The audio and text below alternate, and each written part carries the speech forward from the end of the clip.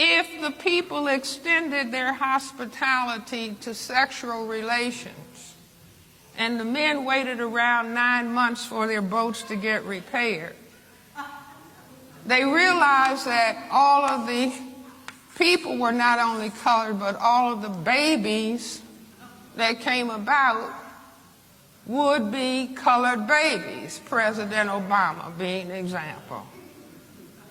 So I maintain they didn't have to have a big conference hall, big church, but they realized if everybody is colored and everybody is genetically dominant, unless we control all of these people, these men might get in boats.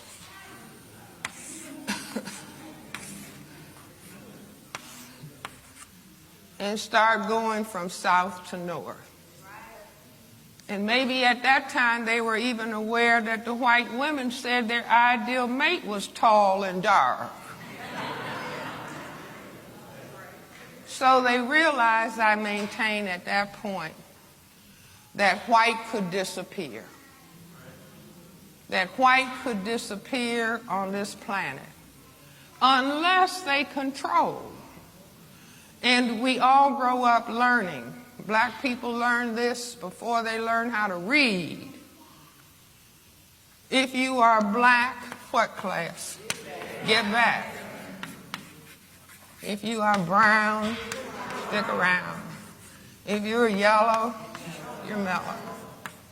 And if you're white, you're all right. Now I can say this in London, England, and the audience knows if you're black, get back, brown, stick around, yellow, mellow. Wherever white people have been where there are colored people, if they stayed around to make a color mix, that people start learning this. But most people don't understand, you just learn. Growing up, if you're black, get back, brown, stick around, yellow, mellow. This is the color code for white genetic survival. The more color you have, the greater your genetic potential to cause white genetic annihilation. Are you following me? So we're taking the mystery out of all of this. But beyond that, see, all over this country, we are looking at a certain dynamic taking place. And I basically say we are on a genocide slide. Do you see that if people, certain people, are fearful of the genetic power of another group of people, then they will try consciously and or subconsciously to destroy those people. It's as though they have been labeled a genetic enemy. And so if you went to the prison, you will see more people at this color end than at this color end. Do you follow what I'm saying? Beyond that, men and women may be equal as human beings. See, the audience got quiet. What is she going to say? Do you see, but it's only men, it's only males who can impose sexual intercourse. Are you following me? See, Sally Hemings didn't rape Thomas Jefferson. You know, if Sally Hemings got a knife out of the kitchen and threatened to have sex with Thomas Jefferson and he got afraid, what would happen, gentlemen? See, now I don't know if everybody got that lesson in physiology, but men know. If I went to my purse and got a M16 rifle and said to a man, you are going to have sex, and I frightened him, gentlemen, what would happen? See, an erection cannot be maintained in the presence of fear. That's just fundamental physiology. The Creator made it that way. So a man wouldn't be, distracted by pleasure when he needed to run because of fear. So women cannot impose sexual intercourse.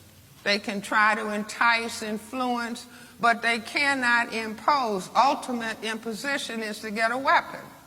So the focus for white genetic survival has to be on the male, and then it has to be on the males who have the greatest genetic potential to cause white genetic annihilation. Are you all following me?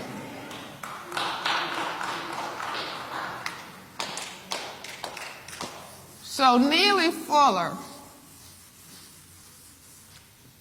has told us that we're dealing with a system,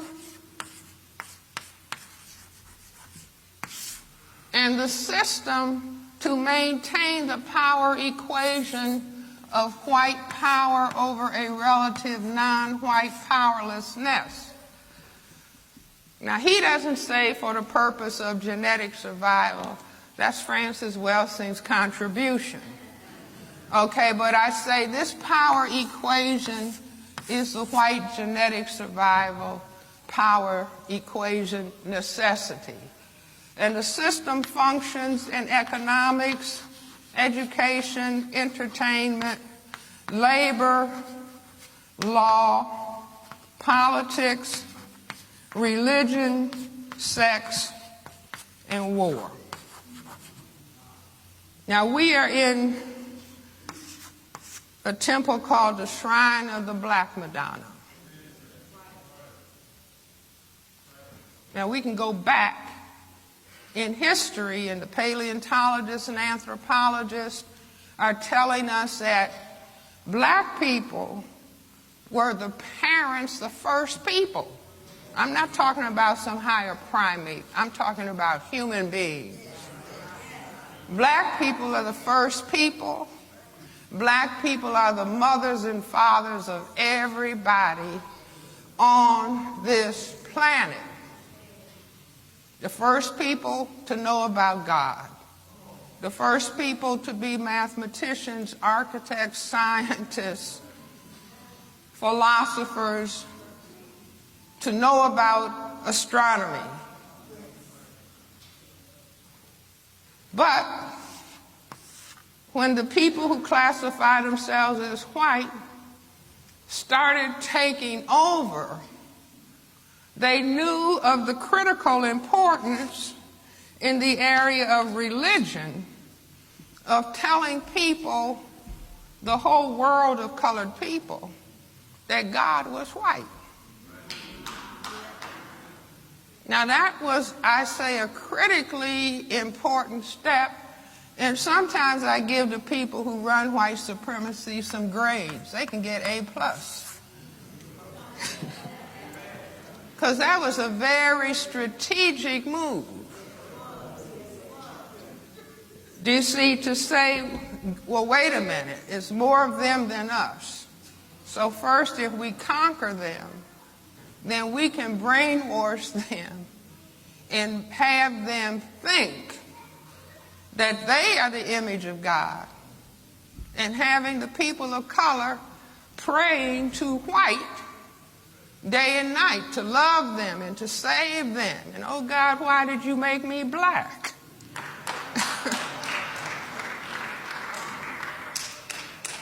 I'll just tell you all a little story. When I was very young, and I'm baptized Baptist, and christened AME, that's to satisfy both sides of the family.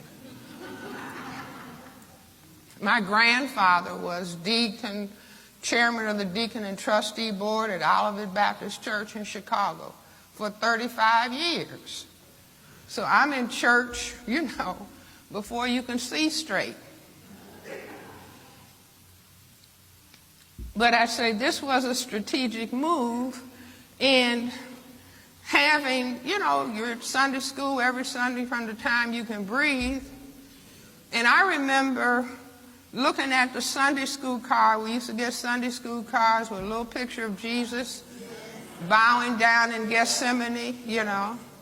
And so I remember in our pantry, you know, a little room with a lot of shelves and food, and there would be a big box of Quaker Oats on the bottom big shelf. So I remember going in there one day and just looking at the Quaker Oats box, and I said to myself, that must be God, because he just looked like an older Jesus. I didn't discuss this with my parents. I had just concluded this on my own. Here's Jesus looking young on the Sunday school card, and here's this white man with this long white hair. And I just said, especially since you sang the grace and we thank him for this food, this oatmeal, so that had been my conclusion. Let me tell you a secret. Anybody who was taught that this white man was the Son of God, their brain computer had already jumped ahead that God had to be white.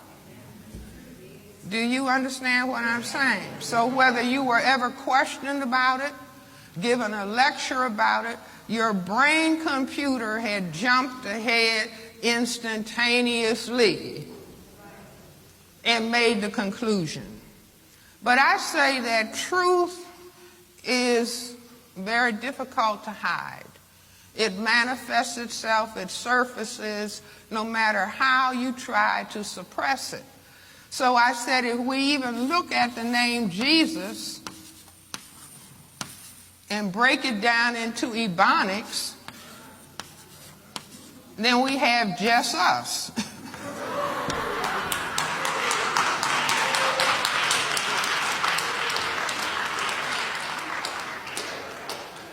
So while we're waiting for somebody else, it's just us that have to get ourselves together.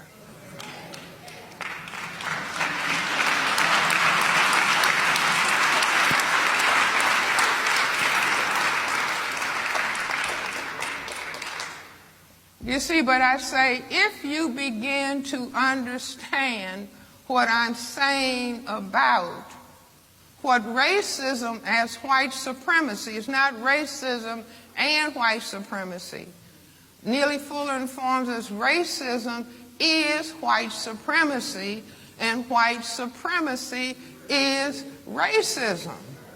And what I'm saying is that we have fought as black people dealing with this problem generation after generation after generation after generation, that it was just a question of, well, white people have to be taught to love. I remember standing in my home being a little girl, just the height of the table. My parents were reading the Chicago Defender, my grandmother was there, and they were kind of whispering about a black man having been lynched. You know, they would talk softly, and then if you were a child, you knew to listen carefully. So I said to my grandmother, well, Granny, why would they do it? And my grandmother said, well, some people just have to act ugly. But beginning to understand what racism is in terms of the demographics and the genetics on the planet, that this is what people who classify themselves as white felt they had to do for their survival. And it is not logical to expect people who designed a system consciously and or subconsciously for their survival to undo that system. Do you understand? That doesn't make sense. And this is what we have been thinking. Dr. Martin Luther King, in all of his genius and in all of his courage, talked about love. Do you see? But if all of the 9/10 people on the planet, plus the 1/10 white people, if everybody, I'll put this in a heart,